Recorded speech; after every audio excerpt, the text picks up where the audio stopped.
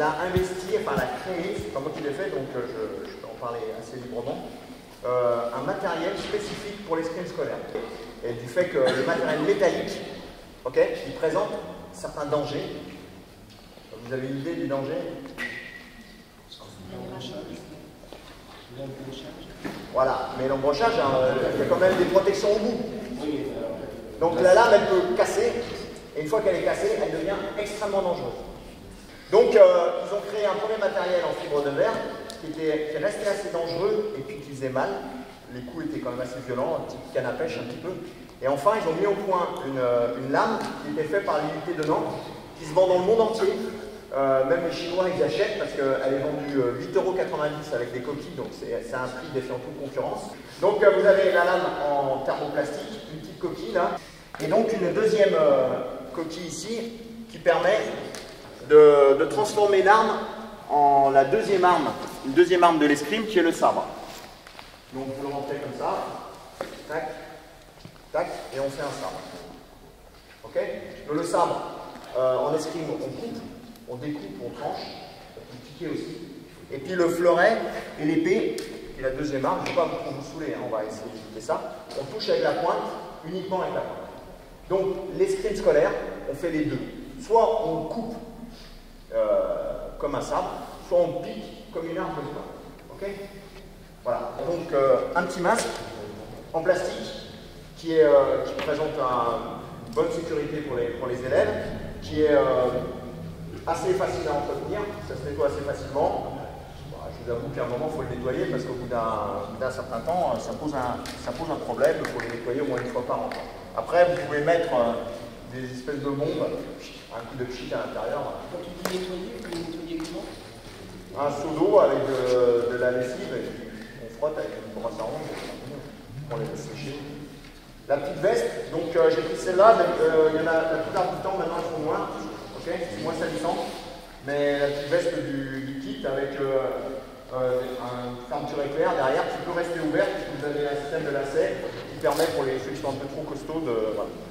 Alors, à l'issue de la formation, sachez qu'à l'issue de la formation, si vous passez une convention, s'il y a une convention qui est passée entre votre établissement scolaire et la Fédération française d'escrime, on vous met à disposition un lot de matériel, jusqu'à 30 kits, 30 équipements comme ça, on va dire que ça c'est un kit, pour vous permettre de faire l'activité dans votre établissement. Après, on ne dit pas qu'on vous les donne, parce que moi, ma hantise, c'est que ça reste dans un placard. Donc à la fin de l'année, on vous demande, à ceux avec qui on a conventionné, on vous demande un petit bilan d'activité. Mais moi, ce qui m'intéresse juste, c'est le nombre d'élèves qui ont pratiqué. Et puis, voilà. Et à ce moment-là, vous me dites si vous voulez continuer l'activité. À ce moment-là, vous le gardez. Si vous arrêtez l'activité parce qu'il y a changement de prof dans le bahut ou quelque chose comme ça, vous m'appelez, le conseiller technique qui vient, il récupère le matériel, il le met dans un autre bahut. Parce que franchement, si ça reste dans un placard, c'est stupide, quoi. Un équipement comme ça vaut 80 € en prix public. Après, si vous vous débrouillez en achetant les lames à l'unité de Nantes, les vestes chez un fournisseur, vous arrivez à 60 €. Quand il faut. Mais pourquoi vous voulez. Non, mais si on est doté que dans 5-6 ans, il y a des matériels qui cassent, on va bien être obligé de. Ouais. Après, ça, franchement, c'est pas des raquettes de bad, hein, ça casse pas. Hein. C'est une durée de vie, à part si tu as les élèves qui s'assoient dessus et qui vraiment l'explosent, ça casse pas. Et puis ça non plus. Hein. Ça c'est très cassable. Enfin, c'est le lot de mouches, il faut racheter des mouches régulièrement. Il faut racheter des mouches, voilà. Bon voilà. Au championnat de France, UNSS, il y a alors donc on appelle ça cette nouvelle arme et cette pratique, on l'appelle l'éduc-escrime.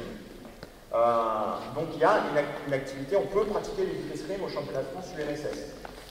Et c'est réservé aux catégories Benjamin, donc jusqu'au 6e et 5e, je ne sais plus comment c'est les âges. Donc par équipe de 2, un garçon et une fille. Et l'année dernière, l'équipe qui gagne les championnats de France l'année dernière est une équipe d'un collègue non spécialiste qui avait fait le stage à Reims. Et les deux gamins, ils ont gagné. J'ai les vidéos et tout, c'est magnifique. Comme je vous l'ai dit, moi j'ai fait prof de PS jusqu'en 2005, donc c'est vraiment que moi, mes collègues, dans le bahut où j'étais à Besançon, je continue à faire l'escrime. Ils sont des non-spécialistes purs. Madame Fourgolo, elle a 60 ans, elle continue à enseigner l'escrime, parce que pour elle, en activité de combat, c'est plus facile à faire. Quand elle fait de la boxe, moi j'adore la boxe, c'est absolument génial. De toute façon, quand j'enseignais la boxe, je faisais exactement la même chose que je vais vous montrer. Mais sauf que quand c'est pas terrible, quoi. Une fois qu'il faut mettre des protègents, les gamins ils sont vite agités, c'est vite un problème. Alors il faut toujours dire faire attention. À l'escrime, je n'avais pas de problème de sécurité, parce qu'avec le masque sur la tête, il y a des problématiques simples à résoudre. Ça se fait sans difficulté et vous pouvez mettre un grand costaud contre un petit gabarit et le faire avec l'épaule. Donc en escrime, c'est un sport de combat qui est assez dur physiquement, on ne s'en rend pas vraiment compte parce qu'il y a le masque, vous allez le voir. Mais en revanche, on a un désavantage énorme sur les autres sports de combat, c'est qu'on est le seul sport de combat où on n'a pas de catégorie de poids. Ok? Regardez tous les autres sports de combat olympiques, vous avez des catégories de poids. On est d'accord sur les kilos, les trucs comme ça, mais ça veut dire qu'on ne peut pas jouer, on ne peut pas tirer contre un gars qui est vraiment beaucoup plus fort que vous. Physiquement, voilà. Et en escrime, ça pose zéro problème. Et en escrime, moi j'ai 60 ans, j'ai fait encore de l'escrime, je tiens contre des jeunes, ça ne pose pas de problème. Je ne vais pas m'amuser à faire du karaté, de la boxe contre un mec de 20 ans, je ne me mets même pas en face. Donc c'est juste pas possible. En escrime, ça ne pose pas de problème. Et il y a des filles qui battent des gars sans difficulté. Et les entraînements communs se font. Ça veut dire que cet avantage-là, il se retrouve en scolaire, où c'est tout à fait faisable qu'un gamin qui n'ait pas du tout d'aptitude, de qualité physique importante, soit tout à fait capable de jouer en escrime et de se sentir bien. Après, il y a une petite appréhension au départ sur les impacts, ils ont un peu peur. Avec le matériel en plastique, ils ont beaucoup moins peur. Voilà, j'ai fini. Vous avez des questions? Alors non, les filles, là aujourd'hui on met des bustiers. François et puis Serge, vous mettez des bustiers avec les filles en éduc? Non. Non. Les collègues en EPS, ils ne mettent pas. Après, ils font tous avec des armes en plastique. Des armes métalliques, c'est un autre problème. Donc les armes métalliques, nous, fédération, on dit bustier obligatoire. Et nous, en fédération, on dit très clairement que toute activité scolaire doit se faire avec du matériel en plastique. Et s'il y en a un qui passe à travers le collègue, nous, si ça va devant le juge, on ne défendra pas une pratique avec des armes métalliques. La pratique avec armes métalliques doit se faire avec une tenue complète, pantalon sous cuirasse, qui est une petite veste que vous mettez sous la veste et qui est réputée difficilement transperçable. Donc il résiste à des coefficients de 800 newtons, on veut dire grosso modo 80 kg au cm², donc à la perforation, donc c'est très très résistant. Vous n'avez pas ce matériel, même si vous avez des florettes qui sont vieux, qui datent de la guerre, c'est encore pire.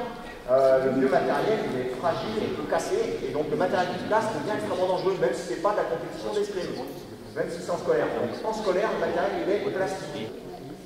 Alors, l'objectif, c'est qu'à la fin du cycle, vous soyez capable d'arbitrer un match d'éduc escrime, à la fin de ce stage, être capable d'arbitrer un match d'éduc escrime, comprendre un peu la logique de cette pratique, et que vous soyez en capacité d'enseigner. Si vous êtes capable d'arbitrer, je pense que vous serez capable d'enseigner un cycle. On ne va pas être trop 6-7 différences d'escrime, sans chercher à aller beaucoup plus loin, mais au moins ça, vous sachiez le faire correctement. Ok? Donc, vous levez, vous commencez à vous échauffer, et puis on démarre. Allez!